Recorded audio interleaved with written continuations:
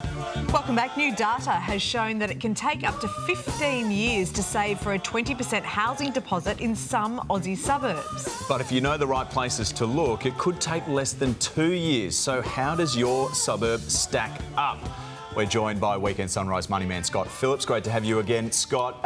Well, this data is saying that Adelaide is the longest savings period for any home buyers. Based on, I guess, property prices. That's a surprise, isn't it? Yeah, combination of property prices, but the big one is the average salary in that suburb. And so when you think about how long it takes to save, how much do you earn, how much do you have to pay, they're the two moving parts. Now, in some suburbs, the houses are really expensive.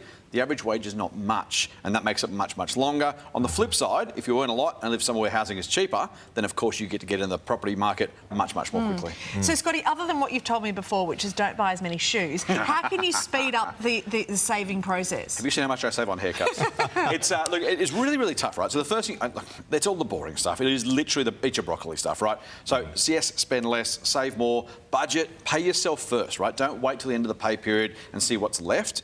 But also you need to do things like go and make some investments, go and take some action to really start to compound your money quickly, because there is no magic formula. It's just being disciplined and putting compounding at your benefit rather than doing things like using credit cards and actually paying those compound interest fees. Let's have a look at the state by state and the amount of time it does take to save that 20% deposit and the top three for each. Yeah, you're right. So, look, there are a couple of really small numbers of years. We're talking about 15 years in some Adelaide suburbs. In others, you're seeing, less than 2.5 years in those three places. And you can really do well. But again, that combined income on the right, that's the number that matters. Unfortunately, the price you can't do much about. Sydney, of course, again, 1.8 years seems really cheap, really quick, right? Yeah. But look at that income, $125,000 a year. So if you're earning that sort of dough, you're sweet.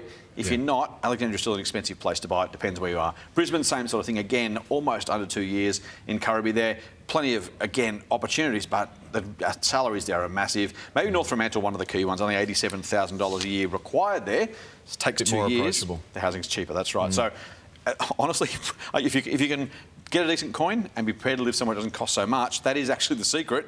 You've got to be prepared to live in those places and have those incomes, of course. Okay. While we've got you, let's touch on China, because Evergrande, one of the biggest developers from China, it looks like it's under a lot of pressure to collapse. What would happen if it did? Really, really close. The answer is we don't know. And so that's why people are so worried right now. Everything from another GFC through to it'll be okay because the Chinese government bails them out, and somewhere in between. That's why there's so much nervousness in the market. We haven't seen this before. $400 billion worth of debt, the second largest property developer in China. It will be a big deal if it falls over. The question is how much the Chinese government steps in to limit the damage, or do they let things simply fall out the way they do? And that's why we simply don't know what's coming next. Because it will impact Australia. It can do. So iron ore, the credit markets, financial markets, currency.